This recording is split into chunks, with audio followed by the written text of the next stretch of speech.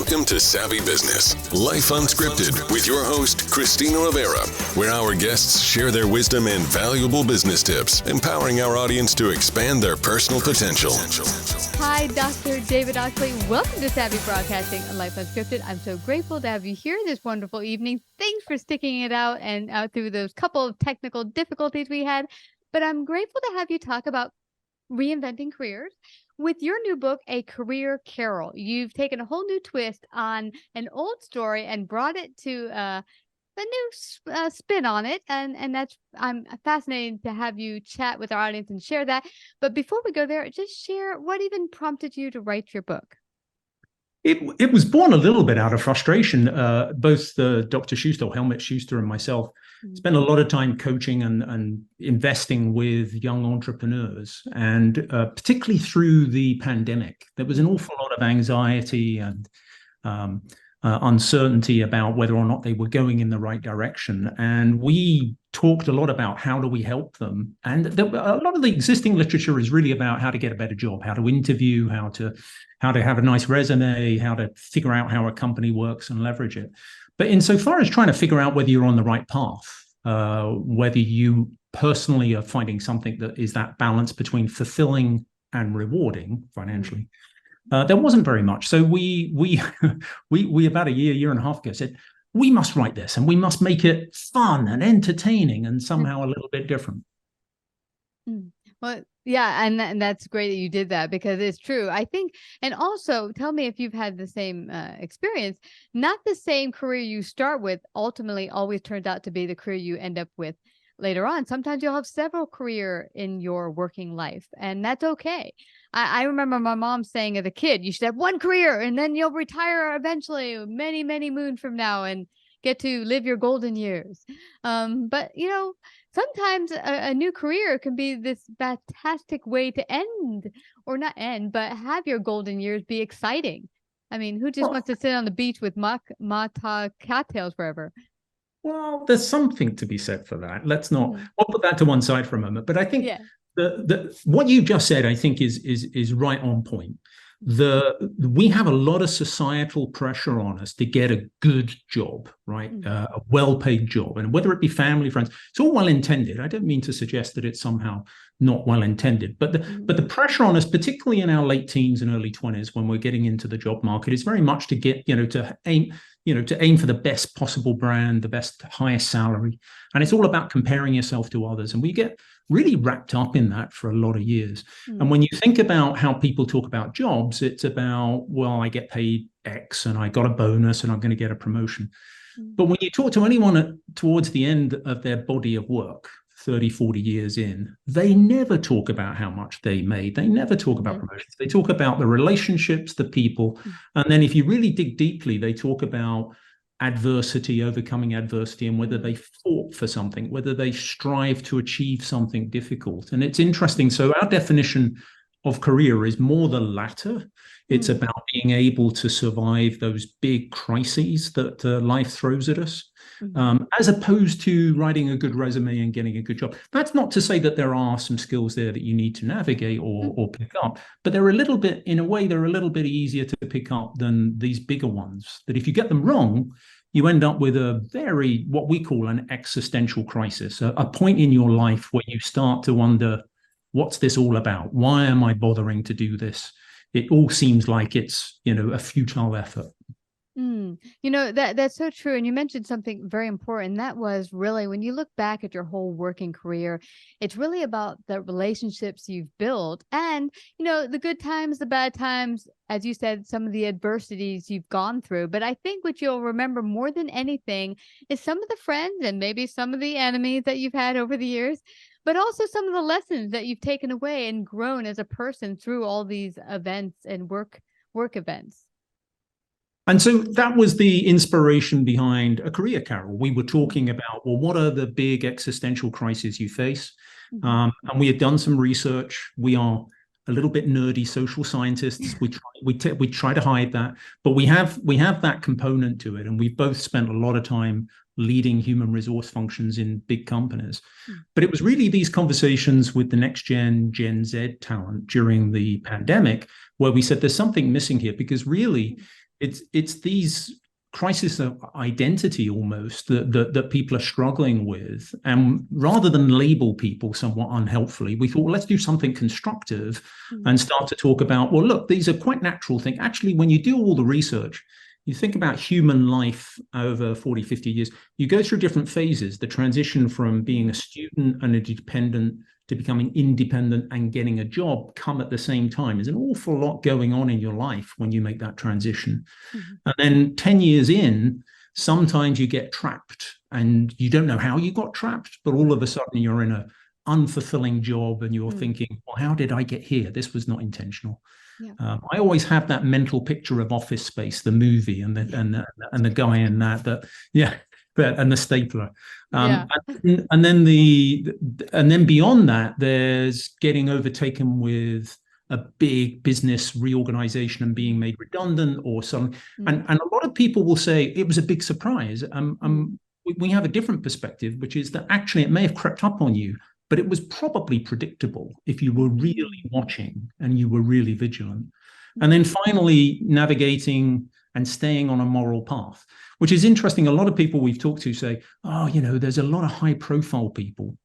Sam Bankman-Fried's in the news at the moment, that have fallen off the path spectacularly, but they're almost caricatures like Marvel supervillains, and it doesn't really happen to the rest of us. And we say, absolutely not. You will face moral dilemmas more often than perhaps we admit. And the question of how you navigate them can really have a huge impact on how you feel about yourself at the end of your career. I'm taking away a couple of wonderful points from you. One, I remember many years ago, probably 30, 35 years old, I've been in the collection arena for about maybe 10 years. And so I worked for companies, and I'm the AR person that pulls in the money. But when I went to a party, everyone's like, so what do you do? What do you do? I'm like, oh yeah, I do accounts receivable. I collect money for B2B. And, oh, one of those, you break legs for a living? Oh, Uncle Vito or whatever. And I was horrified because I didn't want to be seen as the mean old collector. But it's interesting because we pigeonhole people. They're more than just what they do during the day. Sometimes it's a big part of their life, but sometimes it's a way just to put food on the table, and it's not the essence of who anyone is, even if you enjoy your work. Yeah. And I think what you just said is a really lovely example of how do you survive that sudden confrontation of someone saying, oh, what you do is maybe not what you thought it was. They see it in a more negative light. Perhaps they're joking, but if it hits a nerve with you, then there's a question about, do you have the resilience? Do you have the fortitude? Do you have the strength of conviction to say, I'm fine? Right, I'm comfortable in my own skin, and what I'm doing is the right thing for me at the moment. If you haven't sort of had that conversation with yourself, then it can kind of destabilize you, and you start to get down on yourself. And then the next person who says something, sort of dents your confidence all the more. And so it's those sorts of examples that we point to and say, that's why we think this discussion about how we feel about ourselves. We're our own worst critics, and how do we navigate that? And we parlayed that into Dickens' Christmas Carol and the idea of ghosts, and it all sort of, we were simultaneously having a conversation about commencement speakers at universities and whether they were just sort of, inspirational entertainment, or whether there was something meaningful that they were conveying to the audience. And so we brought the two things together and said, wouldn't it be fun if there was a college student just about to graduate who didn't know what they were going to do with the rest of their lives, and they were visited by 4 ghosts, and these 4 ghosts taught them, or at least showed them a glimpse into the future of what could happen if they're not careful. And it's that there's thinking about writing a business book with a story rather than necessarily with, sort of a preachy type approach. And then saying, hey, here's a story, here's what happens or can happen to you. And here are some exercises, or here are some ways to strengthen your resolve, to think about these things so that when the time comes that you have these moments of reflection of, oh, is that really what people see me as? That you can feel more confident that you're in a good spot. And also ask yourself the question is where I'm at, where I truly feel I'm giving my best, because we all have our own gifts and talents. Am I utilizing them the best possible way? And you mentioned something else before, that one of the things you can come across, and we all come across in different varying ways, is will our morality be tested in some fashion? I recall many years ago, and this was really, really kitschy. I was in my 20s and I got this really good gig, this new job to work in a new ad agency. I was so happy. Everyone there was super, super young, my age, and a whole bunch of handsome guys too. But the day I started, the agency that booked me this very job called me that morning and said, we have another job that pays $15,000 more, and we want you to go see them. And I'm like, but do you realize I just said yes to these people and I'm going to start working with them? It doesn't matter. It's all good. Just go see these other people, see how it turns out. Well, lo and behold, they couldn't wait to have me on board. They kept, within 15 minutes, were like, yes, please. We'll give you a management position. Please come and we'll pay you, blah, blah, blah. Well, I'm sitting here like ka-ching in my eyes, because I'm actually going to leave my original job, skip this new job that I'm supposed to go to and work to today, and go to this other job that's going to pay me a total of 15 grand more than where I was yesterday. Well, I thought with my, dollar signs, and I went with the offer, called the agency and said, please get this. Let's make this happen. Let's go with it. Turned out to be one of the worst decisions ever. They were a horrible company, treated everyone in the entire company like horrible. And I actually had to go groveling back first to the company I screwed over, that, the one that waited for me. And then the day I was supposed to work with them, I said, can you give me another chance? Nope, we can't. I'm sorry. You're out. And then I had to go back to my original employer after a week and say, I made a mistake. Can you take me back? But that was such a great moral lesson, because if I hadn't been thinking with dollar signs, I definitely wouldn't have made that decision. I think, again, a really good story. And I think it reinforces that we do have these moral dilemmas in our professional careers. Sometimes we don't think of them as moral dilemmas. Sometimes we think of them as something else, or we pretend like that. That one of the stories we tell in the book is about beware of people in expensive suits telling you it's okay, everyone else is doing it. Because the authority figure who projects this sense of worldly wisdom, explaining to you, yeah, okay, it's twisting or bending the rules a little bit, but don't worry, everyone else is doing it, is this sort of slippery slope thing where you use it as justification for something that actually you probably feel like is not right.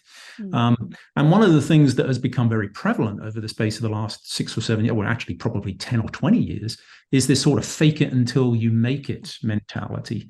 And I think it gives people permission, or at least it suggests that doing things that are morally questionable are okay if you can get away with them. If somehow, a year or 2 years down the line, you've, sort of covered it all up. And I think the problem with that is twofold.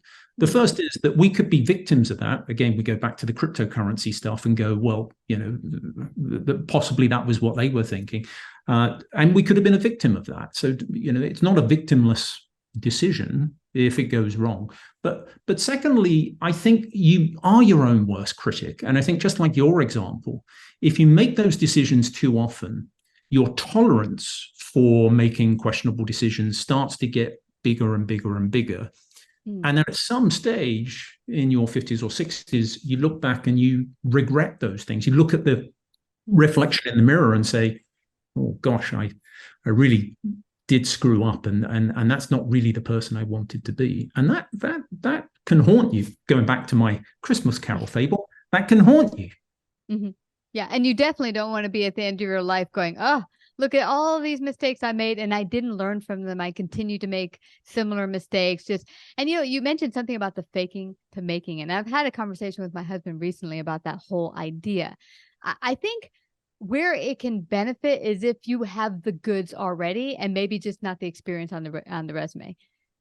Because I recall when in my 20s, they had asked for a certain amount of experience in working a computer. Computers were all super new. And I had like 2 weeks experience. So I fudged it a little bit, I think by like a year, and they hired me. But what I did then is I went and I memorized the software, new computer system for what we were doing in the account. And I memorized it. I became the go-to person in that company. So if you're going to do something where you don't maybe have something to, all the experience you're asking for in a particular job, you certainly got to make sure that you have what it takes to back up your claim. I agree. So there's no black and white lines in morality. I think the idea that it's a definitive black or white. That sometimes the media tends to present things as sort of the villain and the hero and black and white. And the reality is it's not. There are shades of grey here. And so the key is not to compound things. So in your example, if you stretch the truth a little bit to get into the job, and then once you're in the job, you double down on that and stretch it again and stretch it again, there's a point at which it breaks. It breaks either inside you just can't keep the facade going, or something else snaps. Who's the representative that at the moment has just been sort of told he got elected on the wrong pretext of the wrong resume, and there are Santos, isn't it? I think his name is. There are examples where people sort of stretched and embellished, and then sort of got just caught far too far away from the reality, and so. The story, I think the story is not intended to, or at least we don't come from a perspective of saying there's a definitive right and wrong here. And at the end of the day, you're your own judge, your own sort of worst critic. So I think I applaud your courageousness in going after it, and it drove you, by the sound of things, to be super successful. So I think that's a good story. Yeah. And what's interesting, not too many months afterward, I fessed up to my boss and said, I actually didn't have a full year's experience. He's like, I knew. But I also took a chance on you, because when people are hiring someone, often you're not hiring them for the stuff they can do on the resume. You're hiring the person. 100% hire for attitude. The notion that you have to have done the job in order to get hired to do the job is a bit nonsensical to me. So you hire for attitude and potential all the time, as far as I'm concerned. Yeah, and often that's one of the reasons for actually having a interview, is because you're able to break down and say, okay, there's a whole bunch of pretty stuff on this resume, but do you have to back it up, and are you a good fit for our culture and our company? Yeah. So this has been great, and I can't wait to read a career carol, because I love A Christmas Carol. It's a great story. It's a good time of year for it as well, isn't it? Between Halloween and Christmas, it seems to be very topical, very in season. We've got ghosts going on for the Halloween portion, and then we've got Christmas for the other portion. Well, this has been fabulous. Where does everyone get a copy, their very own copy of A Career Carol? How can they do that and find out more about you?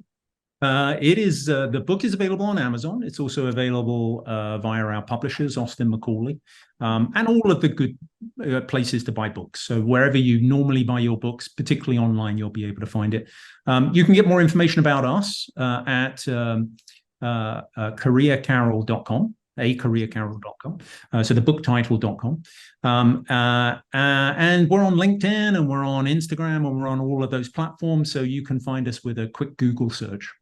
Awesome. Well, I have to thank you again, Dr. David Oxley, for coming to Savvy Broadcasting. It's been a great pleasure talking to you today. Thank you.